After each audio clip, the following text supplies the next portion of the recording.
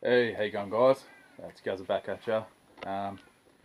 Just as I mentioned in the previous video, I'm going to do a little clip of introductory into my Aprilia. So I'll give you a bit of a look around at first, and we'll run through a few things as we go through what modifications I've done to it, how it performs, a few things that I've done with the bike. And then yeah, but I'll then maybe a startup. So I'll run you around it and explain a few things on the way. So before I do though, just a brief little history into before I bought the bike. It was actually I did originally before this bike have a 2013 higher sung, if anything. GT 650R as I was on my learners, and then which I had a Two Brothers racing pipe on, jet kit, a few little other little things and whatnot, but fun bike. Outgrew it pretty quickly. I think within a year of owning the bike, I outrode it essentially, because it's a Korean bike, so it's not built as well as an Aprilia. So I put it into a wall at 180 k's an hour after shattering the rear wheel, because I had too much flex coming into the corner in the rear wheel. It shattered and I lost the rear end, and that was the end of that story. So, but anyway, not long after that, I was able to recover and yeah, bought my Aprilia, which is, I'll give you a look at it and a bit of a description. So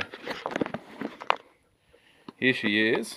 The sun's a bit weird on it at the moment, but she's a 2015 Aprilia Tuono 1100 factory. Bought it brand new off the showroom, never ridden, not even tested. As far as they can tell me, this was the first 1100 Tuono to hit Australia. I literally bought the bike before it even arrived in the showroom. It was still just on a crate, on its way over from Italy. So I had test ridden and I'd ridden some, various other bikes before that. So I did go and test ride the Speed Triple R, the BMW S1000R, obviously the Tuono 1000 V4R at the time, and my brother's bike, which is a 2015 KTM Super Duke 1290R, which is mean. You guys will see that in upcoming videos, so it's a beast. But yeah, it was kind of set on this bike. That V4 power, the sound, just the looks of it. I mean, you see like those Super Pole graphics are just absolutely amazing. The red wheels were kind of something that I had to grow into. They were a bit iffy at the start, like in terms of my preference for styling, but after that I got over it pretty quick, and I realised that kind of stood out. It kind of made it that went with the obnoxious statement of the bike anyway, especially with the sound. So I'll just run you over some modifications that I have done to the bike. Actually, we'll start with the main part, which is the exhaust.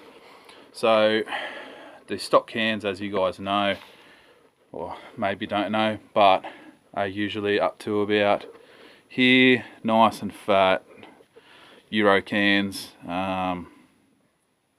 Junk. I mean, after my first track day, half of the side of it was scraped out anyway. So increasing sound, increasing performance, I went for the Austin Racing GP2R can, 110mm can with link pipe. so that actually deleted my cat. But they still have the airflow capacity of, say, I don't know, some of the other big ones, you know, a BMC or whatever. But Australian made, I decided to go with that. You don't really notice a lot on the road, but it just cleans up that air fuel mixture a little bit as well. So aside from that, I do have ergonomics on it. So I got these puppies on here, which is the Litec R series rear set. Extremely expensive rear set, but I did get them because, other than the fact that they look awesome, they do have flip up pegs, fully adjustable on the peg by 6 spots. The rear exhaust hanger worked with my Austin Racing, has fully adjustable toe peg up in, and has the kick in toe peg there. Full carbon, all the system. The toe grips are really good, especially for track purposes. So, and my rear brake sensor just hooks straight up anyway, so with my master cylinder there. It was all pretty simple fitment. As I said, cost me, got it from Litec directly in UK.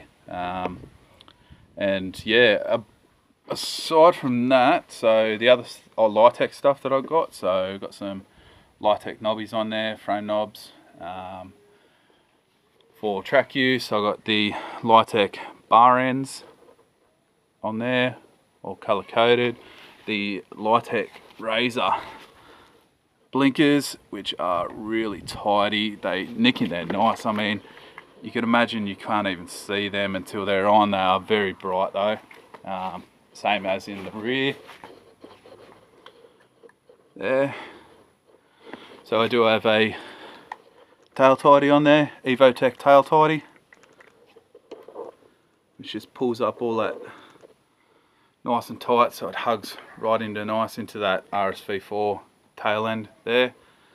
I do on the Evotech, I also have the Evotech fully adjustable levers, both brake and clutch there. I have the Litec Razor mirrors on it that replace the standard mirrors, so they're nice. And was thinking about going bar ends, but I think that's I think these look a lot nicer, and bar ends are a little bit harder to see out of. Other than that, just got a few little things like, yeah, Litec rear spools for my paddock stand. I've got the 90-degree. That is one thing that I will recommend to anyone in a bike, especially if you're doing track days, is to have the 90-degree spool, air, whatever you would call them, sorry. But yeah, the 90 degrees. They will not actually let you on the track if you've got the straight valves on them. You have to have the 90-degree valves on them. So yeah, other than that, just a few little stickers here and there and whatnot. I do have that's the other thing, so I do have R&G, both clutch and stator covers. So you'll see that one there and that one there. So they'll just add a bit of aesthetics to the bike. On top of that, you probably noticed the Oxford grips on them. They are not standard, and these are heated grips. Seeing the line coming off there. It's one of the things I bought over in where we are. It gets a little bit cold, so through winter they're a must-have. There's the module there, so all I have to do is just reach down from my left grip here onto there, and I can turn up and down the temperatures on the heated grips. So the bike standard comes obviously with the O-lens, the O-lens dampener, fully adjustable O-lens front forks, the O-lens rear shock and rear dampener there, with a rear reservoir there. Comes with Brembo brakes, massive calipers, as you guys can see. And yeah, just a nice looking bike all over. I mean, I know the new Tuonos and that have the TFT dash. I'm not really a big fan of the TFT. I'm sure they work really well, but I like having the analog tack in there, and just looks really nice, I think. So But yeah, that's essentially what I've done to the bike.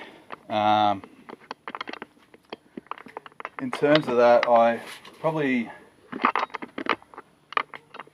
won't be doing many more modifications to it, to be honest.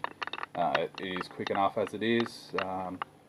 It is at the moment. I haven't had it dyno tuned, but if I had to estimate, it would be around about 195 at the flywheel horsepower. So more than quick enough, for especially on the road. So I'll probably leave it as it is. I might change the gearing out maybe down the track. We'll see what happens with that. So yeah, other than that, it's a really good bike. The quick shifter in it is really nice. It did change when I put the race map in. I think that was due to because it's a ignition cut, not a fuel cut quick shifter system. So it means that if you change the fueling in the bike, it will predominantly change those quick shift increments in between gear changes. So that does affect it, but it's solid. They always go in. It just takes that little bit of effort just to get it in. But I mean, if you're riding a bike like this, you're slapping gears anyway. So, but yeah, other than that, as I said, no mods. So I'm going to run through a couple of videos with the Tuono coming up. So a few tutorials and stuff like that. So firstly into like wheeling. I'm going to do one on wheeling and body position for cornering. You know, getting the shift over on the seat, getting your knee out, elbow position, that type of stuff.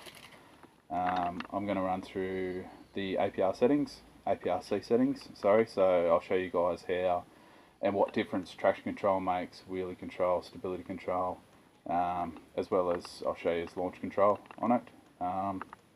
And I'll also run through some servicing stuff on the bike. But yeah, so that's what we'll be running through over the Aprilia. What I'll do is I'll just give you guys a quick start up. I'll show you a few of those different sounds when I click it into gear and whatnot with the exhaust servo. Give it a quick rev and that'll about do it. So I'll click her over.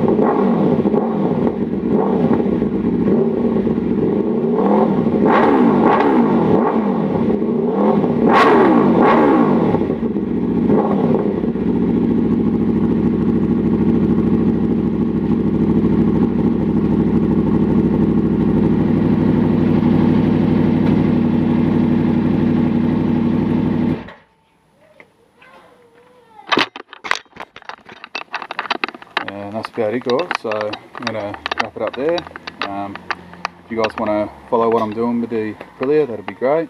Hit like if you like, subscribe if you like. But yeah, look forward to these upcoming videos of riding around. I'll show you guys a few things. So till then, have a good one.